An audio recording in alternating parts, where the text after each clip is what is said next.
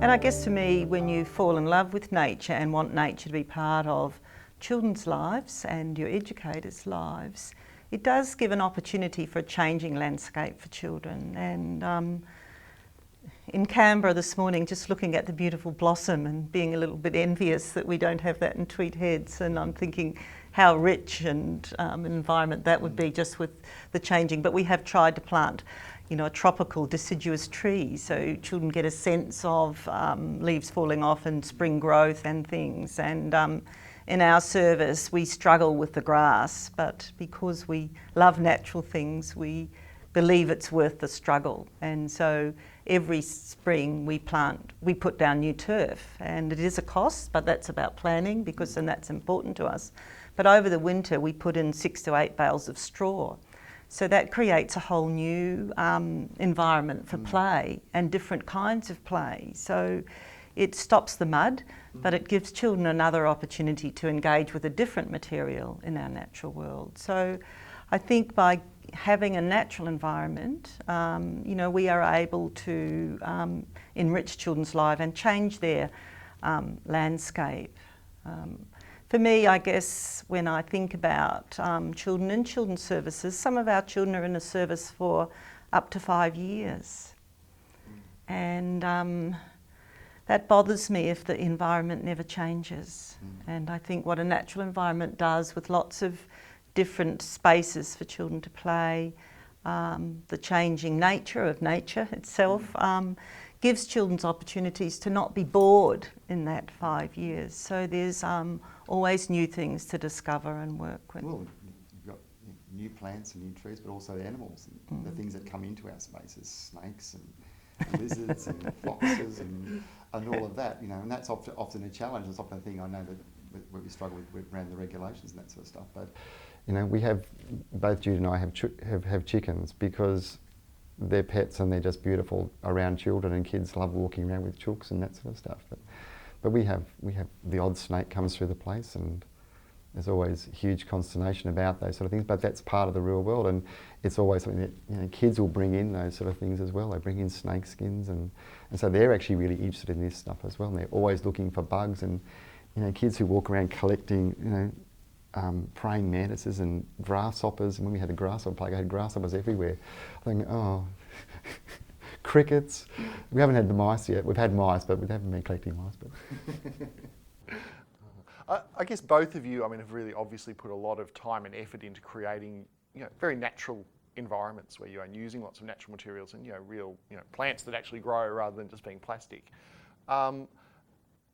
I guess, how do you think that works for services that find themselves with a, you know, in some cases, a totally artificial environment? How do you go about bringing some of that nature into an environment that may be wall-to-wall artificial grass and may be, you know, a giant shade sail over the top of everything?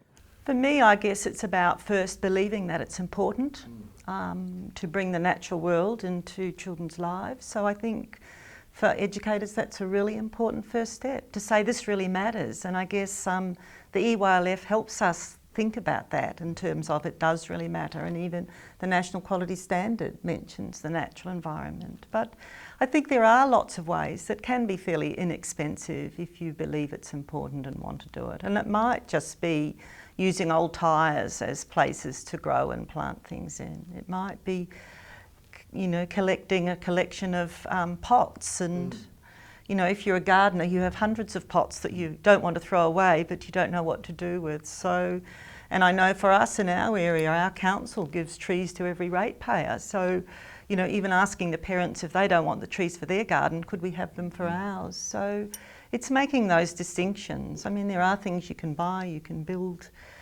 I mean, there are lots of things on the market like planter boxes, that's right, things like that can bring it in. But you have to want to do it, and I think... I was going to say, you mentioned that, I mean, you obviously have a really strong interest in, you know, in gardening and being outdoors.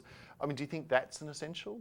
Do educators need to have that interest to some degree to make a natural environment work? I think they've got to make a conscious decision around it. I think there are some people who don't grow up around gardens, who, you know, or who've never been gardeners, who've been confined to the inside world, and suddenly they're putting this outside and they think, oh, what do I do?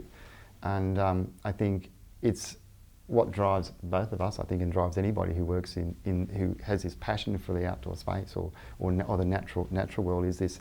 There's this thing inside that says this is actually important, and it's about the EYLF is actually asking us to sort of say, well, what's important about young children, and for us to really examine who we actually are and why we're in this space with young children, and the fact that and asking us to think about the natural world in that space. And we have to all think about that and come to this decision around, well, actually, what is it about the outdoor space or the indoor space or the real world that's important, and how do I bring part of that into my space? And so it's asking us to reflect on who we actually are. And we've all got to, if we're working with young children, I think we have to look at that. That's one of the serious things we have to do. And I know that's probably easy for me and Judy to talk about that. So say, well, it's easy, you guys have got a really nice spaces.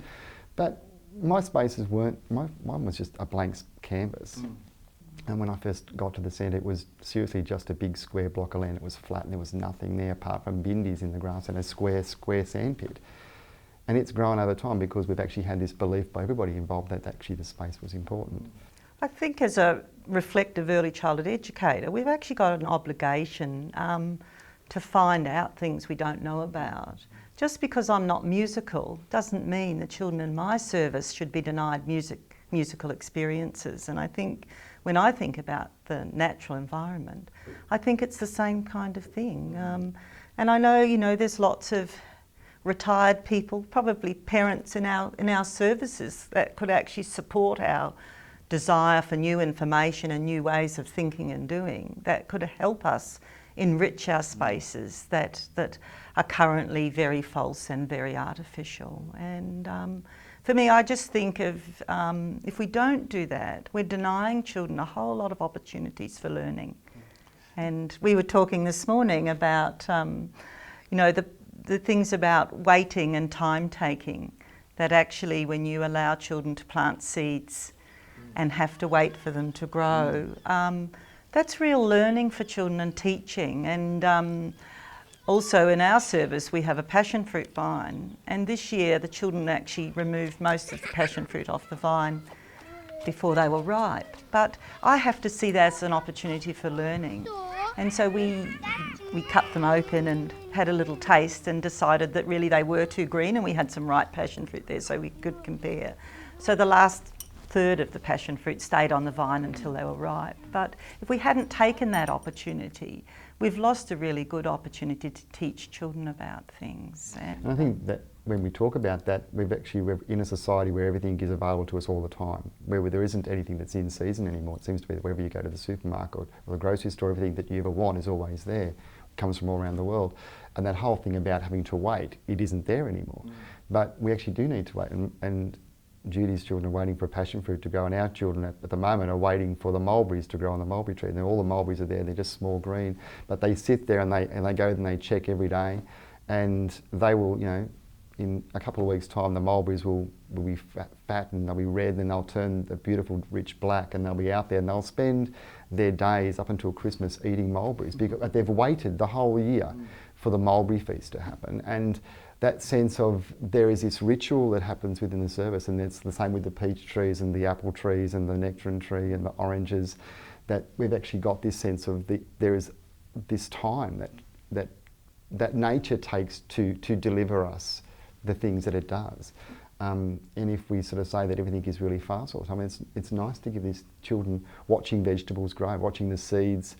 We put seeds in the ground the other week, some peas and beans and that sort of stuff, and they're all coming out of the ground now. And the kids are there every day, and they're counting how many are there, and they sort of all know which ones they put in the ground, and they're watering away. And I think it's really nice. And just they go back and talk about that with their parents, and the composting, the fact that compost takes time to go to the wormery. We emptied the water from the wormery out the other day and put that all in the garden, so the kids got to see this whole process, and all that takes time, and it's all slow. It's like slow cooking, really. It's and if you can do this slow environment around children, I think there's a lot out there. And if we go back to the spaces which are sort of like just the plastic turf, there are lots of things, the pot plants. bringing in some rocks, just some natural logs. You know, when it's autumn, going out to the local park and sweeping up a big bunch of autumn leaves and just bringing them and dumping them on the ground is all you've got to do at the end of the day is rake them up if it becomes really messy. But often we're worried about the mess that nature makes. It doesn't actually make any mess. It's all designed for a purpose. I think how do we bring some of those really small pieces into our spaces that might be just a log or a rock? They're just as important. I was helping a mate at a Sydney service early this year, and you know, the plastic turf and not a lot of spaces, and we just brought in pot plants, and the parents came along and we put in river rocks, and you know, for less than $1,000 we did this amazing makeover of a playground, and the parents and the kids just went, wow, it just looks so different, and it had all these natural elements, and it was really inexpensive.